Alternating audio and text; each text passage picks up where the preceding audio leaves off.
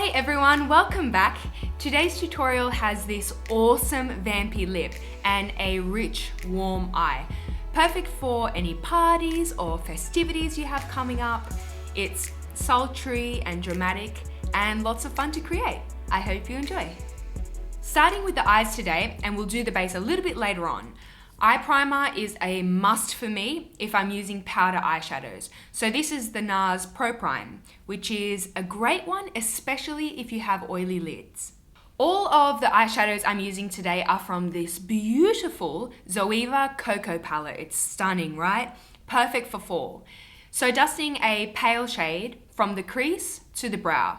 This is just to settle any tackiness from that primer so that our darker shades don't apply patchy. Using the same big fluffy brush, we're going to take a light warm brown shadow, and this is going to act as our transition shade.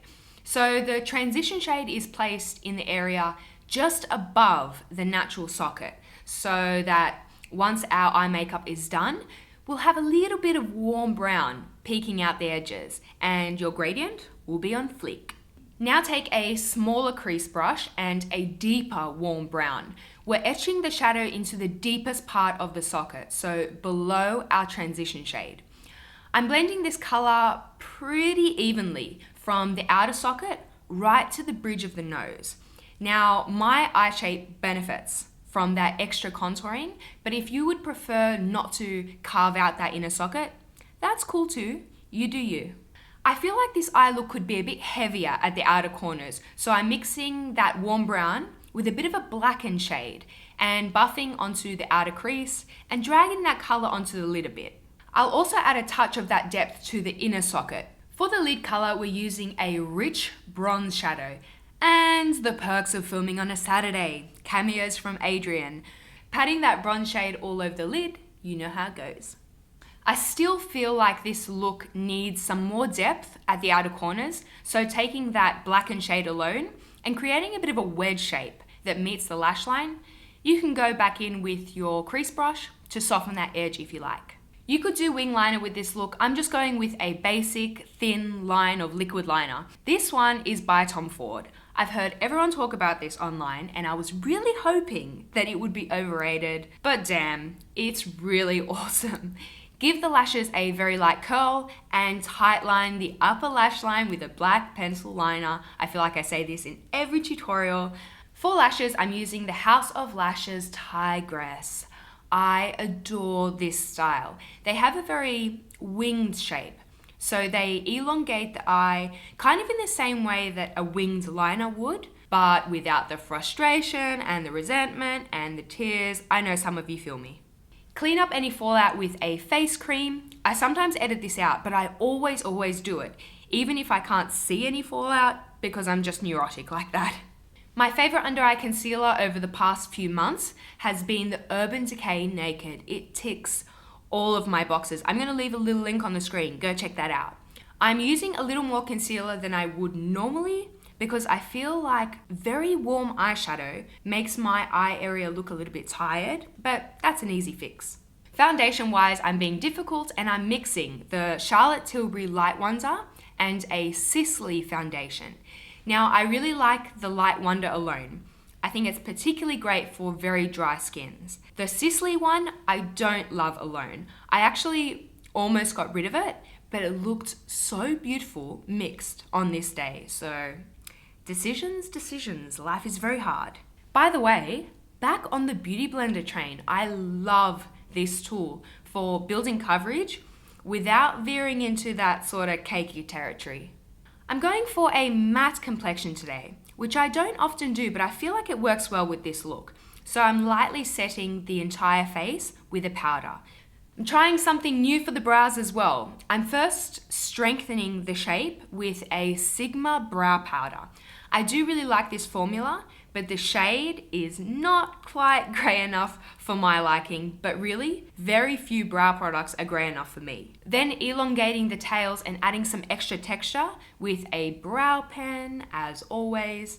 Brushing all the hairs up with a clear brow gel, set them in place, and let's go ahead and finish the lower lash line. MAC Teddy. This is such a classic. I've been using this shade for years. It's a brown pencil that we're taking on the lower waterline, and I'm rubbing it a little bit onto the lash line itself. Then go ahead and take a pencil brush and buff back and forth until those edges are soft. To soften the perimeter further and add some extra warmth, go back to our warm brown shadow and buff beneath the eyeliner, kind of where your eye bag would be if you have eye bags like me. Strategic placement of sparkle really brings this look to life.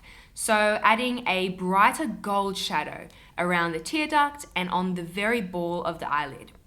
Taking this moment to add some mascara to the upper lashes, and I'm also adding a generous amount to the lower lashes. So the liquid lipstick that I'm using today is gorgeous. It's a deep vampy shade with a touch of brown. It's stunning. It is going on a bit patchy here, but I think that was my user error. I'm just fiddling too much and then the formula sets fast. I'd probably recommend a lip liner and then apply that liquid lipstick in one swoop, but you live and you learn. One of the few contouring options from the drugstore, or at least the Australian drugstores, this is the Maybelline, what are you called? The Maybelline Master Sculpt. And it's great if you like a neutral contour, so nothing too grey. Fabulous formula as well. It's quite sheer, so very hard to stuff up. How pretty is this blush palette from Tarte? Oh my god. I think this one might be a holiday exclusive. Aussies can purchase this at Sephora Australia. Feels so good to say that.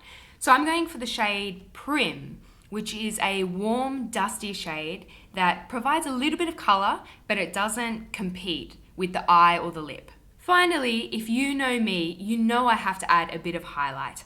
The Colourpop Super Shock Cheek Pearl Eyes, the Colourpop highlights, they get the Karima tick of approval. I'm adding some to the tops of the cheekbones, above the arch of the brow, and the very tip of the nose. Yay! That's the makeup finished. Now, this look I think strikes me as quite done and quite perfect, and I always like to add a bit of a casual touch. So I put my hair in a very messy fishtail braid. It was a little messier than I had initially intended, won't lie, but it was my very first fishtail braid ever, so that'll do. I really hope that you enjoyed the tutorial. I missed you guys so much.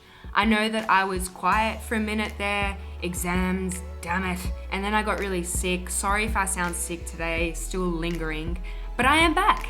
And I would love to chat to you in the comments. I hope you have a wonderful day, and I will speak to you very soon. Bye bye.